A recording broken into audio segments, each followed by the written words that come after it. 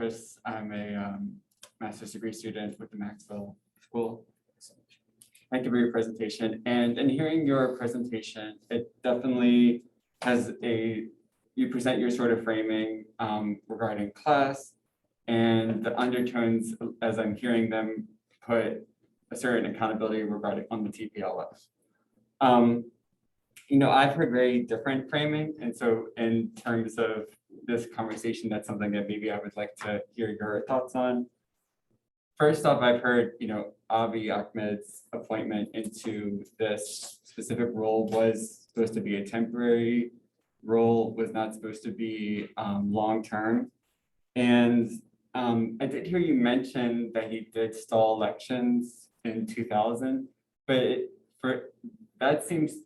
it seemed as if you downplayed the possible effects that could have had in either centralizing what myself had thought Ethiopia to be as a federalist country and trying to centralize power. And then Tigray being able to hold elections and to kind of disprove Abiy Ahmed's stalling of them, kind of challenge his authority. And then the attacks that you had mentioned, I've also heard have been disputed as who attacked who first, and whether it was Abiy Ahmed who instigated the attacks first, whether it was the TPLF. I've heard very different discussions on that. And I've also heard that, much of Ethiopia is state-run media, so it does just present the current view of the administration at hand.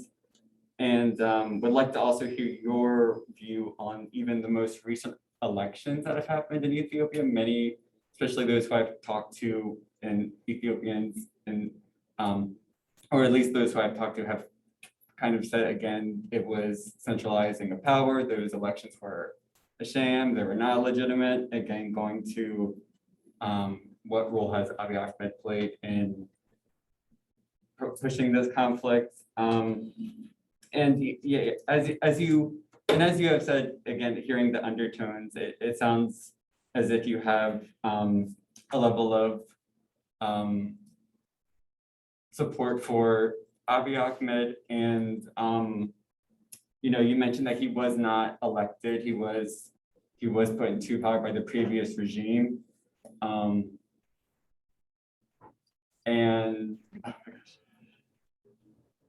and so I wanted you to address that, the fact that he is unelected, and you've also mentioned that, in a sense, the crowds that he has garnered has given him authority. But is that something that you believe, or did you want to give more of a justification or more of a clarification on that as well? So, and you had said that you do believe there is ethnic violence, but do you believe that there is ethnic violence specifically towards the Tigrayans?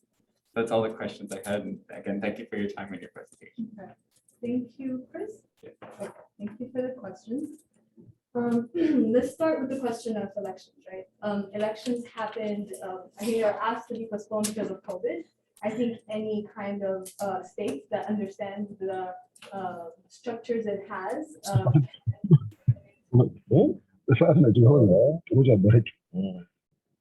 and they're enforce those structures to actually have a fair, free election, and extend it, and that would be useful. So I mentioned that he has jailed his oppositions. I don't know if you noticed. I said that he has jailed Jawad Mohammed and Iskandar Nega, who managed to mobilize masses of youth in the capital city and across Oromia.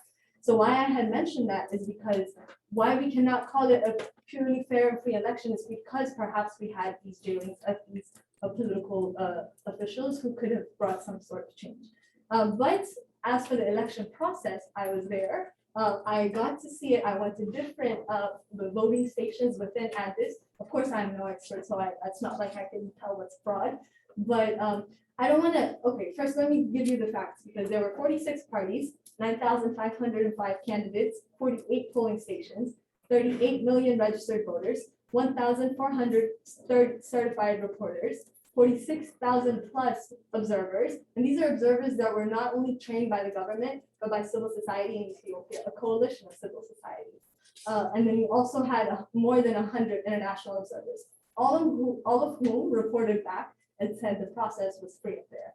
But more than that, why this discussion today isn't about what happened, when did it happen, is because all of this is distracting us from what I think is the more important issue. The more important issue is that the Ethiopian people, millions of them, despite all the things that have been happening, went out because they are self-dignified and they voted because they think their voice matters, first and foremost. And second, they believe. I had conversations with many youth in Addis Ababa. Many of them said, like, it's maybe not the correct way to go. Many of them said it was a sham, but they still voted because they want to build a better future. So for me, the election showed me that the people of Ethiopia are even like, I don't know, unimaginably more dignified than their politicians. So that would be my answer. So you asked me in terms of, you also asked who did the first attack. Why I explicitly said it was the TPLF who attacked is because the TPLF general admitted on Tigray TV saying, his name is Sakuture Yokecho, he admitted saying these were preempted attacks. So which is why I decided, even though they retracted that and decided to go with another narrative, since both sides have said the same thing, I chose to go with that narrative. Aside from that, you asked me about state-run media. Yes, the state-run media is what you see on TV, like commonly, but you know, it's the age of the internet. Even my mom, she gets her news from the internet. Everything is online, which is why I chose to go with the misrepresentation of the news, because people don't even follow. They do the math, like, you know, many people don't have access to internet as we discussed. So a lot of people do depend on it, which is why I talked about this, whether it's ethnic nationalism or pan-nationalism, there is a propaganda to make this war continue, to kind of fuel it for one side to win. And this propaganda is coming from both sides. But in terms of media, since Abiy Ahmed came to power, we have seen a huge shift of media openness. There are times where he's jailed. Recently, he jailed some journalists, but the justice process has also been a bit better because they had to go through the judicial process and actually got released. So the kind of questions you asked me are still like in the process. I can't give you like, do I think ethnic Tigrayans are being targeted? Yes. Do I think ethnic Amharas are being targeted? Yes. Do I think ethnic Konso people are being targeted? Yes. So there is no one simple answer, which is the whole point of this presentation, right? Like, there is no one narrative. It's a complex situation with many things happening, even outside of the war.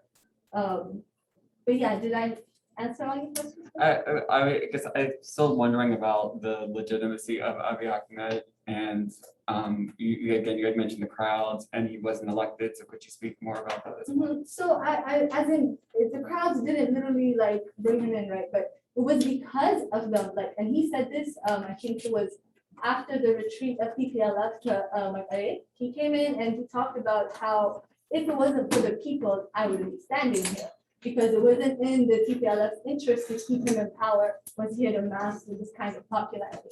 At this point, if you ask me how much support does he have, I do not know. I cannot gauge that. Things are changing, and so like at such a fast pace that every day there's a different thing happening. Do you think people have voted for him? I think a good majority of people have voted for him because he chose peace, even knowing the elections weren't as fair and free as they should have been. But I cannot be judge and jury for that conversation because I am a privileged Ethiopian girl from the capital of Addis Ababa. So to answer to you what the masses of Ethiopia think and what kind of changes they seek is not in me. But do they deserve peace for them to get to that process is what I'm trying to get across. Great, thank you so much. Please. Hi, my name is Jessica. I'm a IR student at the Maxwell program here. Actually, Professor Campbell is my professor this semester for African International Relations. And I'm pleased to meet all of you, and I'm thankful to be here and enjoy such a wonderful presentation. So my question to you, after digesting all this information that you presented today, is how can we draw youth and diasporic engagement to where they are moved to contribute to things like this? For example, in my experience, I don't know if others have experienced this either. When I try to talk to people, within my age range, I'm not that old. I'm turning 24, but when I try to talk to young people and engage with them when it comes to issues that are going on, for example, this this last series of, within the past year, there were uprisings in Nigeria as it relates to SARS. There was uprisings in Namibia and Cameroon and Congo. And I found that people want to talk about it, but they don't necessarily want to do anything. So, what are your thoughts on how we can actually mobilize people in terms of getting them to start joining organizations and taking initiative as the African initiative, taking initiative when it comes to just being serious about the independence of Africa?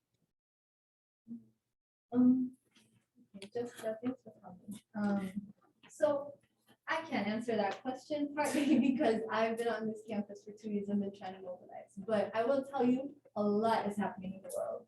There is a lot of youth organizing in many different spaces. And I think this is the first step to organizing Africa Initiative. It's building these conversations. Like, you have so much to offer to teach me from your experiences, from your research. And so it's like assuring Africans, Black diaspora, peace-loving people come into a room and talk about their perspective and change each other's minds and challenge each other's minds. And I think it is from this process that we can eventually lead to like a serious discussion about like, what does liberation mean to us? But I feel, how activism is defined nowadays and all of these things detract from serious conversations and maybe fruitful conversations. But to answer your question simply, I think like conversations like this, presentations like this is the first step. Yeah, please. Hi, my name is Dipama. I'm a Humphrey Fellow at Maxwell. So thank you very much for your presentation. I only have one question. In a lot of conflict situations, natural resources and all kinds of resources, like we see support from maybe neighboring countries or multinational countries come from the natural resources. So my question is, in the conflict in Tigray region, does this also comes to play, like natural resources or any kind of resources?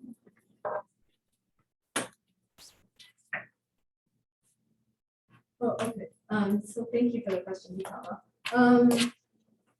So I do not believe so, because I think this comes in the interest of a certain class that has privilege from the natural resources of all regions in Ethiopia. But in terms of regionally, I don't think it is the Tigray region's resources that the TPLF is trying to get and to siege. I don't think that is their intention. But generally, that specific class and political elite in Ethiopia have benefited from resources in Ethiopia, which is why they've tried to maintain their hold on power. But you have, I don't know if this question is going, you have the GERD, which is in the Benishangul zone, which is south of the Tigray region. So I see, from my assessment, I see no specific natural resources that are fueling this security, this holding power. Do we have one more question before we let our chairperson? I wonder if our Ethiopian brothers and sisters in the room have any questions, because I see quite a few of them. So it would be good to hear some young people's opinion. Exactly. I have something. Okay. I was gonna talk to you about that I can. Fantastic. Hi, my name is Hasisa. I'm from Ethiopia. And I'm a PhD student at School of Education. So not from Maxwell. So, as someone earlier said, again, with the legitimacy of Abiy Ahmed is one of the issues of, at least I'm from Addis Ababa, but I have a family member who is in Tigray region, in Amhara region, in Addis Ababa. So this what affected me both personally and as as a citizen from the whole Ethiopia. So I don't want the nation to fall apart.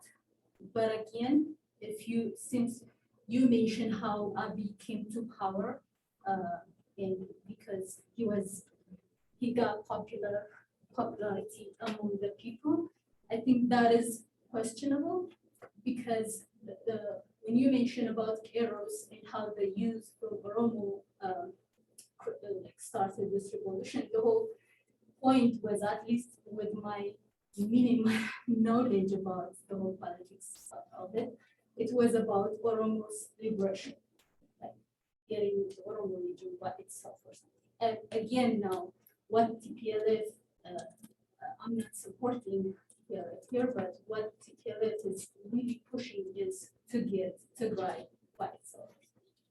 So again, I don't want the nation personally. That's not my choice because I love my country in Ethiopia, but I just want to hear your thoughts because of how Abiy came to power and what the TPLF is like asking now to just give their article, relation article 39. So that, yeah. So what is your thoughts on that?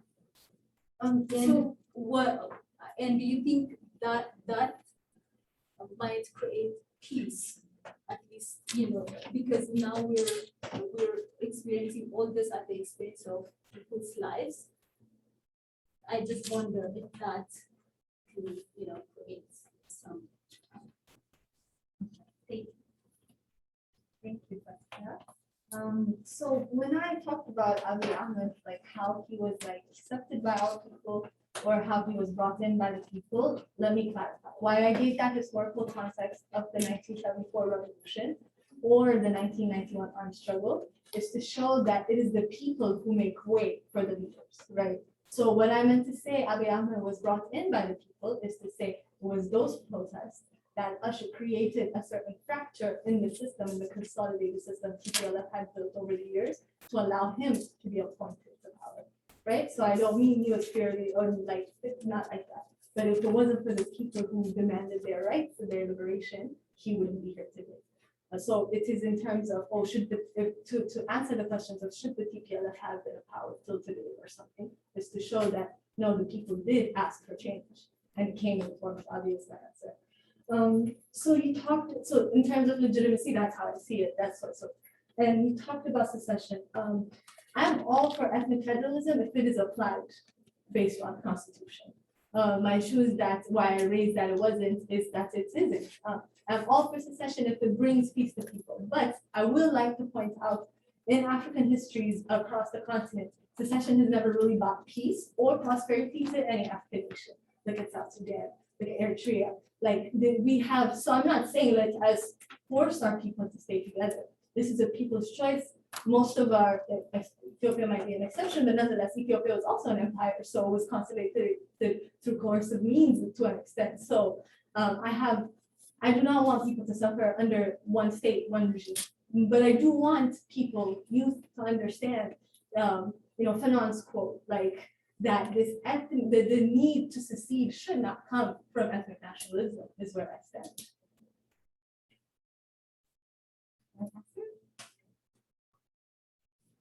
All right, we have one more question in the corner and we'll probably wrap up. So, yeah, one other one. Okay.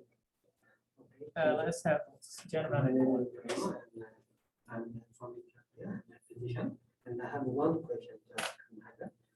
And my question is actually someone asked me that if it is Nobel Prize to talk from Abiy Ahmed because he refused to negotiate with the Tigrayan Liberation Force.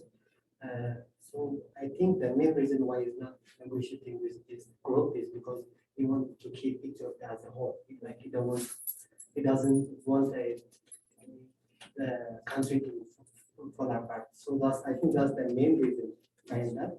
So do you still think that the Nobel Prize should be revoked? I don't know.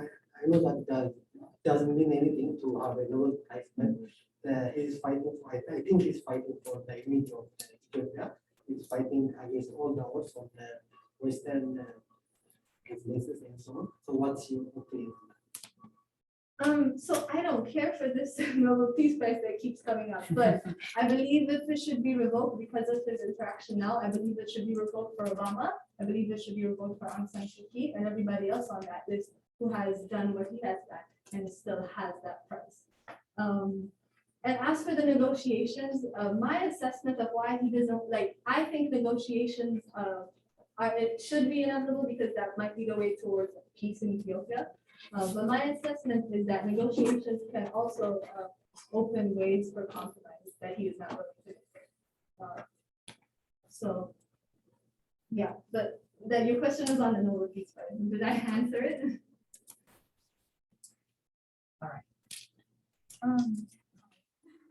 I wanted to speak to Jessica, what you said earlier. The Your question- name? Oh, sorry, my name is Rohama. I'm a fourth year student at the iSchool, School of Information Studies. So I wanted to bring up the question about why a lot of youth, in accordance to what you said, are very willing to speak about it, but you see that it doesn't normally transition into mobilization and actually realize itself in action. And as I'm 21 years old and as youth myself, I have found it very like it's like a war against myself and like against the people around me, namely like my family, for instance. I'm from Ethiopia and I was born and raised there, and perhaps like other people from other countries can also attest to this, but politics is something very hushed, and it's something very, you know, you're a child, you shouldn't delve into it, you shouldn't think about it, speak about it, and it comes with reason because normally the after effects of it are, there's a great amount of fear clouding it because it can be fatal, it can be problematic, and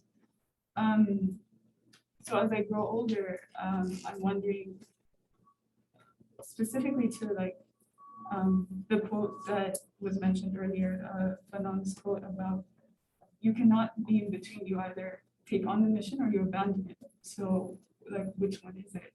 And my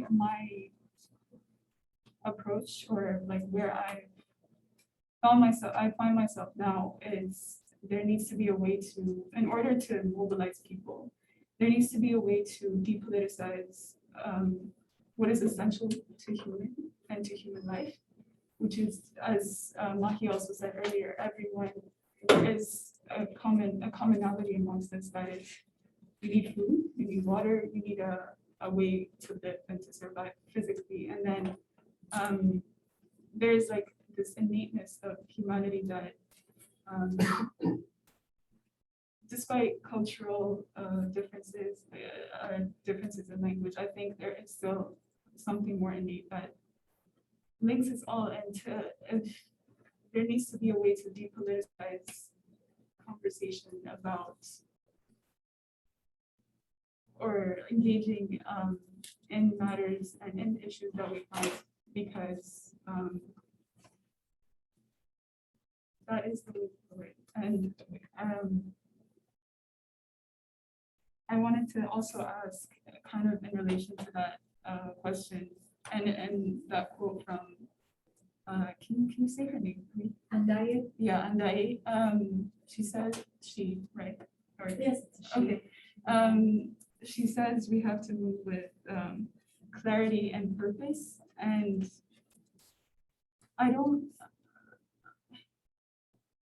exactly understand, or I'm trying to understand how exactly you manifest that, and how exactly, because what I'm reading is find a way to distill amongst people with so many differences, to distill this commonality and create clarity in what we all actually need, as opposed to what thus far, as you said, like for instance, Ethiopia, people are very polarized and everyone has a perspective that they think is clear, a purpose that they think is clear, but how do you distill it and find something more fundamental?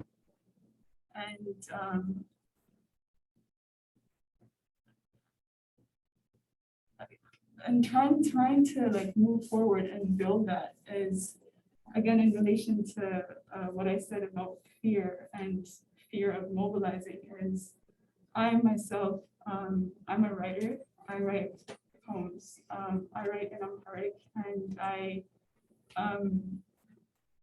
started very humbly. I started just writing about my personal experience, like just in my life, and post it to Instagram. And there's like a humble amount of traction that it gains, but at the moment, I'm trying to put more content out. It's not content maybe, but it's more poems out. And I noticed that the more I adhere to writing about a personal experience, a human experience, there is fear. I'm even moving forward and thinking about new pieces that I want to release. There is substantial fear about how it's going to be taken in a country like Ethiopia that is very polarized and that takes everything that I say and could potentially twist it into whatever they want. I'm speaking from a very non-political perspective, but I'm writing from very, it's just distilled into my life, But there is fear that it's going to be totaled into someone else's agenda, someone else's motion. And how do I depoliticize that is, I think, the biggest question that I'm facing. And I think that is the biggest factor as to why you, and perhaps people beyond that, find it difficult to mobilize. If you don't mind holding your thought, No, I I believe think we these should two make it a hands discussion. are reactions to that, and they're all connected. So let's take your comments quickly. We'll take Jessica's, and then she will address them together. How's that? Yeah, I think it's an open question, right? Yeah. So Okay, hi everyone. So my name is Nadia. I wanted to respond to the diaspora question in terms of how can we participate and how we can, become more involved. That's a question that I also have.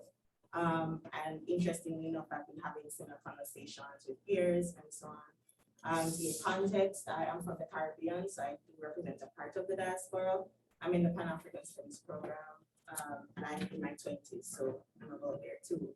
I think to answer your question in terms of people are willing to talk, but they're not willing to actively mobilize or to put into action what they're saying.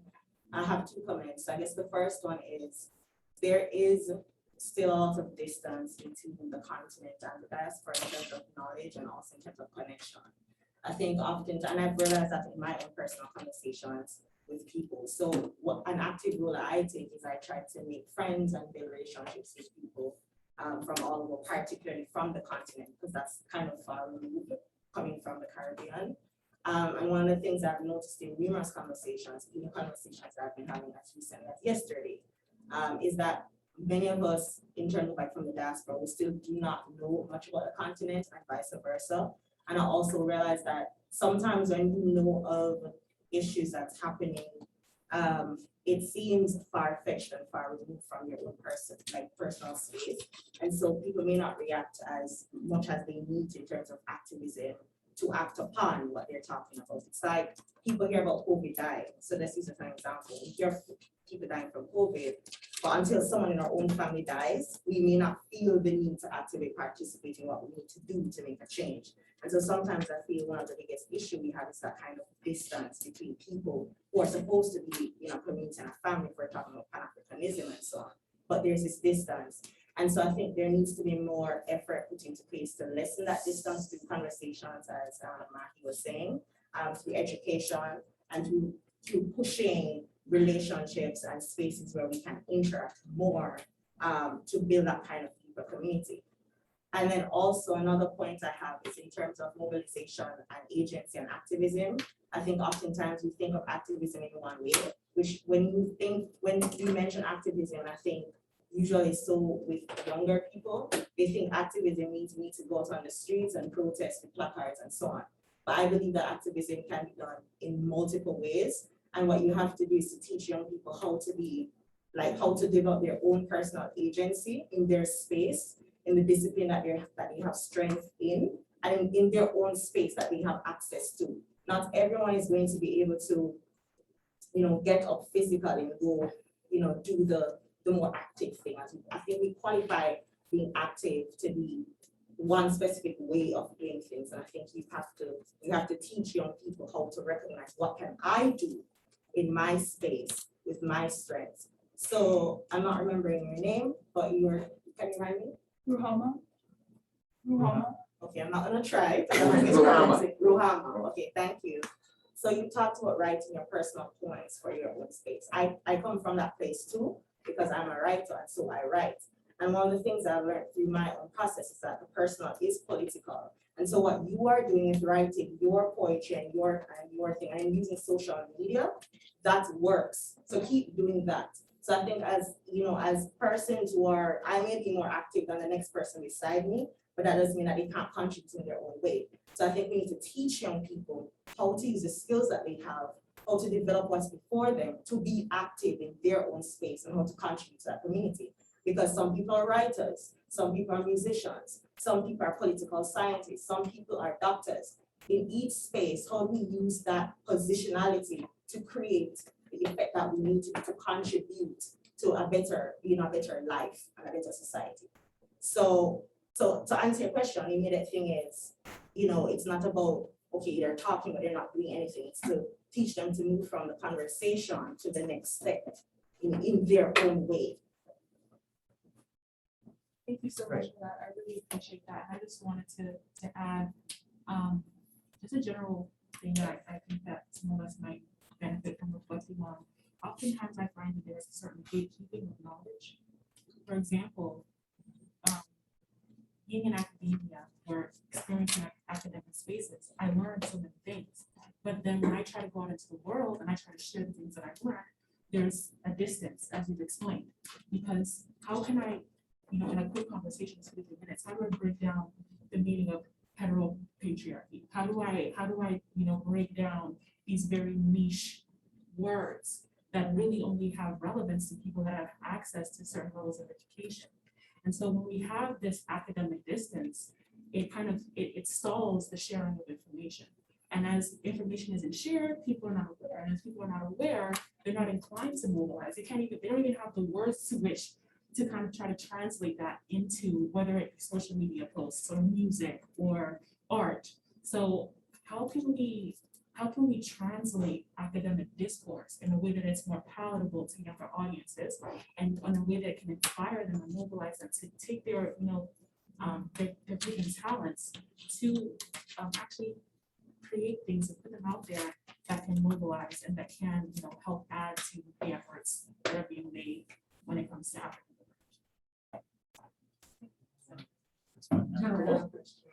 General question or just general thing to reflect on. I mean, one thing I did in the presentation is that quote from the introduction, A History of Pan-African Revolt, whether it is as Africans or as continental peace-loving people on the world fighting for transformation of our world, we have a history. I was privileged enough to take the Pan-African Studies course, so I got a very much needed reflection into whose struggles I'm continuing on. There's wealth of knowledge, like Professor Campbell right in front of us, that is unafraid to share, to teach, to kind of alleviate that fear you're talking about, because there are people who have struggled before us. And I think the most radical thing we can do as young people is to build that community, to honor that struggle, that allowed us to be in these spaces today as we are.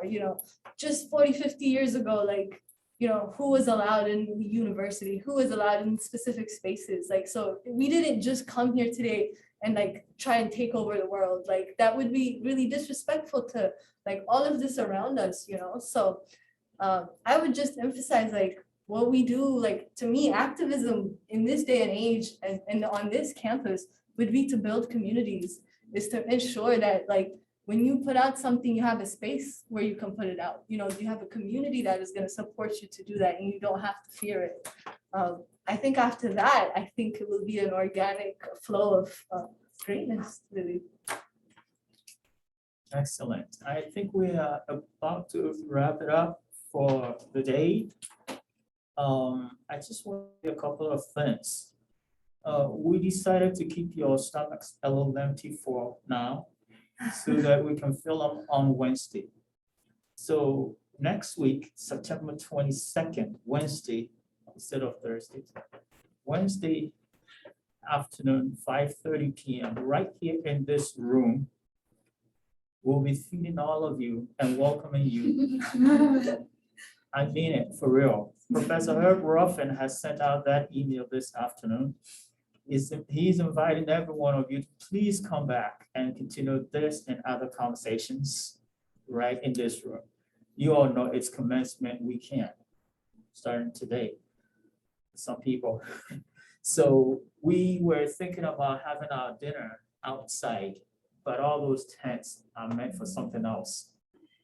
Therefore, we can't have our food today, but we get water for you. It's all better for your health.